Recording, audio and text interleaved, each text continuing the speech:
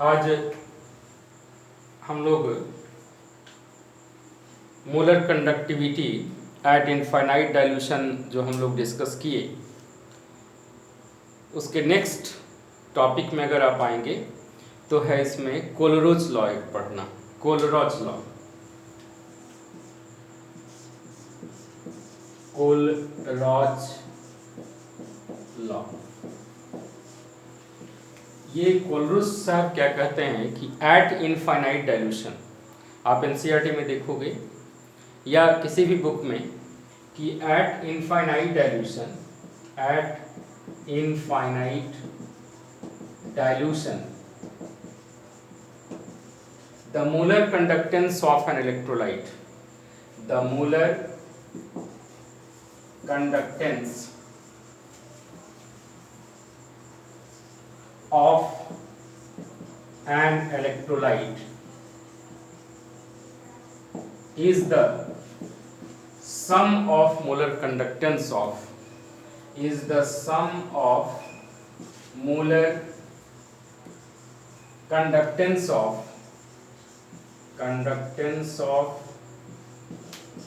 their cation and anion, their cation and anion। कहने का मतलब ये हुआ कि molar conductance of an electrolyte lambda M कब इनफाइनाइट डाइल्यूशन पर, ये क्या है, it is the sum of molar conductance of cation, ठीक है, at infinite dilution C plus कर दिया मतलब कटायन हो गया, and molar conductance of anion A minus कर दिए इनफाइनाइट डाइल्यूशन। तो ये हो गया मोलर कंडक्टेंस। लेकिन क्या इसका कोई बेसिक रीजन भी है या इसी तरह आर्बिट्ररी कोलरोज साहब बोल दिए और हम लोग क्या किए उसको मान ली?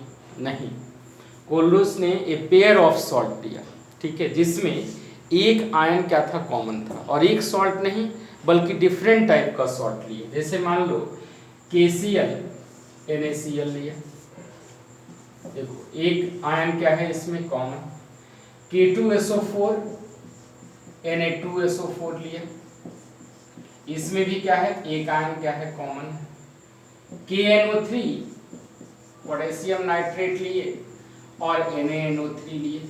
एनायन देखो क्या है, सिमिलर टाइप का एनायन, मतलब एक आयन क्या है दोनों में, दोनों सॉल्ट में कॉमन है। फिर क्या किया कि कोई दूसरा तरह का सॉल्ट लिया जिसमें एनायन को डिफरेंट कर दिया, कैटायन को सिमिलर कर दिया। जैसे मान लो एनायन को डिफरेंट कर देना है, KCl ले लिए और यहाँ KBr ले लिए, NaCl ले लिए और यहाँ NaBr ले लिए। अब क्या उन्होंने देखा कि the difference between the molar conductivity of KCl and NaCl, K2SO4 and Na2SO4, KNO3 and NaNO3, ये क्या है सिमिलर।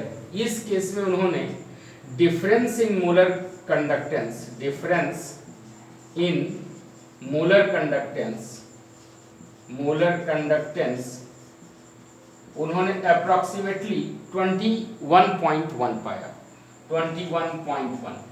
अब इसमें कुछ वेव हो सकता है, 20.8 हो सकता है, 20, मतलब ये कांस्टेंट आया 21.1। और इनके बीच का जो डिफरेंस इन मोलर कंडक्टेंस था, अगर कटायन को हम लोग सिमिलर रखते हैं, एनायन को डिफरेंट करते हैं, तो ये आया अप्रॉक्सीमेटली 20 क्या होगा पर ओम सेंटीमीटर स्क्वायर पर मोल, ठीक है। ये डिफरेंस सिमिलर है, तो इस डिफरेंस के आधार पर उन्होंने एक नियम दिया जिसको कहते हैं कोलरोज लॉ, कि at infinite dilution the molar conductance of an electrolyte is the sum of molar conductance of their cation and anion. अब इसका क्या ब्यूटीफुलनेस है, क्या इसका एप्लीकेशन है, इसके बारे में हम लोग चर्चा करें। तो आते हैं, डिस्कस करें हम लोग कि एप्लीकेशंस ऑफ कोलरोज लॉ, क्या इसके application.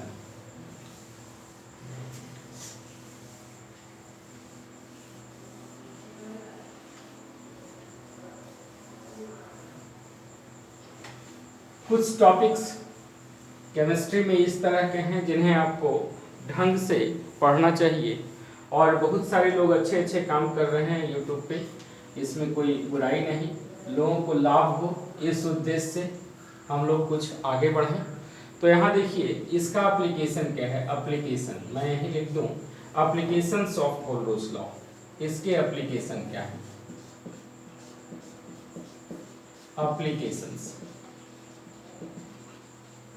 Applications of holders law. पहला इसका क्या एप्लीकेशन है, it is used to determine the molar conductance of, used to determine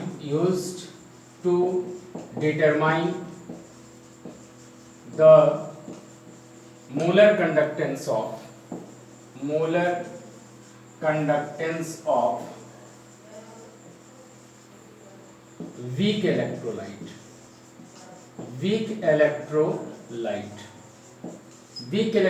का मोलर कंडक्टेंस हम लोग निकालेंगे। तो हम लोग use to determine the molar conductance of weak electrolyte. अब जैसे मान लो एक क्वेश्चन दिया हुआ है कि calculate the molar conductance of oxalic acid H2C2O4, इसका हमको निकालना है मोलर कंडक्टेंस। एक्सपेरिमेंटली वेरीफाई करके दिया गया है क्या कि molar equivalent conductance of Na2C2O4 400, molar conductance of H2SO4 is 700, and molar conductance at infinite dilution of Na2SO4 is 450. Then calculate the molar conductance of oxalic acid at infinite dilution. अब आपको कुछ इस तरह से सेट करना है इसमें, क्योंकि कटायन और एनायन के रूप में सेपरेट होंगे, कोई भी इलेक्ट्रोलाइट कटायन और एनायन के रूप में सेपरेट होंगे, तो इनको आप इस तरह से सेट करें सो दैट कि जो रिजल्ट आ जाए वो किसके फॉर्म में हो, ऑक्जेलिक एसिड के फॉर्म में हो। तो अब जैसे मान लो हमको निकालना है molar conductance of oxalic acid निकालना है, molar conductance of oxalic acid निकालना है। ऑक्जेलिक एसिड मतलब H2C2O4 का हमको मोलर कंडक्टेंस निकालना है। आप क्या करो, इक्वेशन को कुछ इस तरह से ऑर्डर करें हम कि जिसमें आपका ऑक्जेलिक एसिड सिर्फ बच जाए, बाकी सब अपने आप कट जाए। तो यहाँ इस तरह से लिखने के लिए क्या करेंगे, ये ऑक्जेलिक एसिड को आप निकालना चाहते हैं मोलर कंडक्टेंस H2C2O4 का, आप क्या करो H2SO4 को आप पहले डाल दो। H2SO4 का क्या दिया है, मोलर कंडक्टेंस H2SO4 का, तो यहाँ मान लो H2SO4 का 2H प्लस सल्फेट आयन में ये टूटेगा H2SO4। इसके बाद इक्विवेलेंट कंडक्टेंस दिया हुआ है आपको Na2C2O4 का, सोडियम ऑक्जेलेट का, तो यहाँ इसको आप जोड़ दें। ये याद रखेंगे क्योंकि यहाँ आपको एक परेशानी हो सकती है, क्योंकि यहाँ इक्विवेलेंट कंडक्टेंस दिए हुए और आंसर देना है आपको मोलर कंडक्टेंस में। तो यहाँ आप बेसिक फार्मूला एक याद रखेंगे कि नॉर्मलिटी इज इक्वल टू होता है n फैक्टर इनटू मोलरिटी। तो यहाँ जब इक्विवेलेंट कंडक्टेंस दिए हुए 400, जब मोलर कंडक्टेंस निकालेंगे तो इसका क्या हो जाएगा, दुगना हो जाएगा।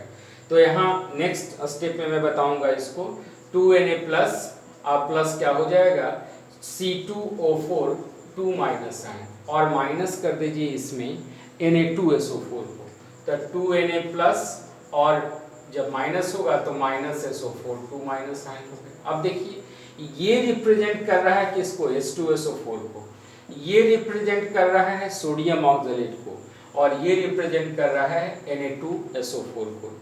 इसकी वैल्यू कितनी दी हुई है, यहाँ देखो 2H प्लस तो रहना है हमको, सल्फेट माइनस आयन, ये यहाँ सल्फेट माइनस आयन प्लस ये माइनस से cancel out, 2Na plus 2Na minus ion से कैंसिल आउट। अब जो हमारा बच गया क्या, C2O4 और 2H प्लस मिलके क्या हो गया H2C2O4।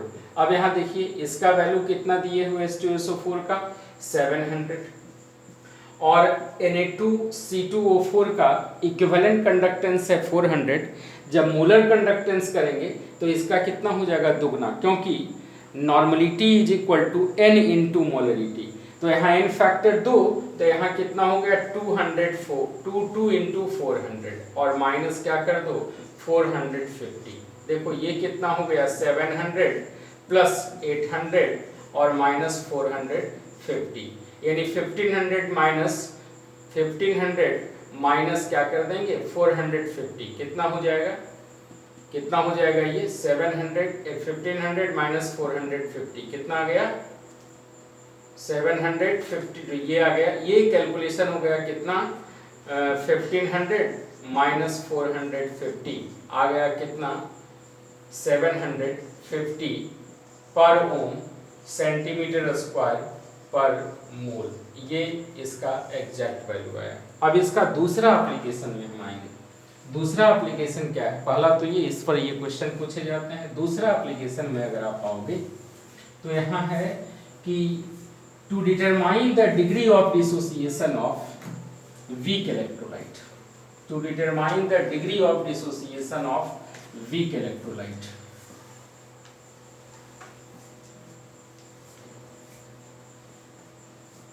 To determine degree of dissociation of weak electrolyte, to determine degree of dissociation of weak electrolyte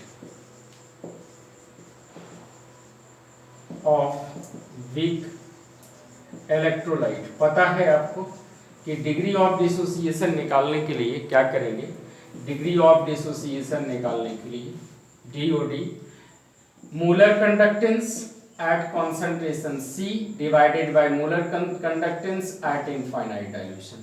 degree of dissociation equivalent conductance के फॉर्म में भी निकल सकता है। डिग्री ऑफ डिसोसिएशन जिसको हम लोग अल्फा से डिनोट करते हैं, ये क्या हो गया equivalent conductance at concentration C divided by equivalent conductance at infinite dilution.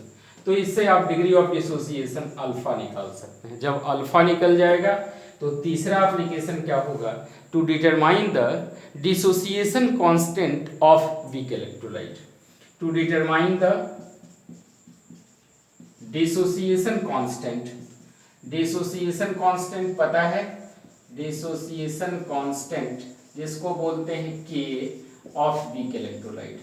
Law of mass action लगाकर रेसे निकालते थे हम लोग एसिटिक एसिड का, तो वहाँ K इज इक्वल टू क्या हो जाएगा C alpha square divided by 1 minus alpha. यहाँ अगर अल्फा की वैल्यू लेस देन 5% हो या इक्वल टू 5% हो, मतलब बहुत बहुत कम हो, तो आप सीधे लिख सकते हो Ka is equal to C alpha square. यहाँ से अगर मान लो Ka वैल्यू निकालना हो तो मोलर कंसंट्रेशन को डिग्री ऑफ डिसोसिएशन का स्क्वायर कर देंगे तो निकल जाएगा, या यहाँ से अल्फा निकालना हो अगर Ka दिया हुआ हो तो यहाँ क्या हो जाएगा Ka डिवाइडेड बाई C का रूट अंडर। तो ये हो गया इसका 3 एप्लीकेशन कोल्डोस लॉ से। कहीं कहीं आप देखोगे कि यहाँ सैचुरेटेड सॉल्यूशन के केस में स्प्रिंगली सॉल्युबल सॉल्ट की सॉल्युबिलिटी भी निकाली जाती है। तो यहाँ क्या होगा, फोर्थ एप्लीकेशन में अगर आप आओगे, फोर्थ एप्लीकेशन में अगर आप इधर कर दें, फोर्थ एप्लीकेशन में अगर आप आएंगे तो यहाँ निकाला जा सकता है solubility of sparingly soluble salt, sparingly soluble salt, ऐसे सॉल्ट जो कम सॉल्युबल होते हैं, लेस सॉल्युबल होते हैं। उस केस में अगर मान लीजिए lambda equivalent, lambda molar conductance at infinite dilution मान लीजिए निकालना होगा, तो मोलर कंडक्टेंस का फॉर्मूला क्या होता है कि K into 1000 divided bye molarity.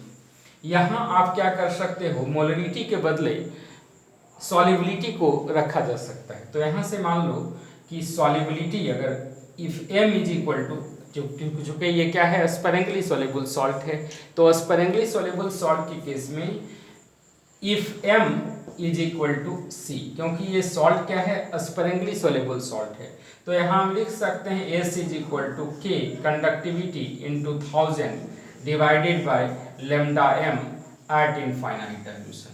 तो ये हो गया आपका कोल्डोस लॉ का एप्लीकेशन। Thank you.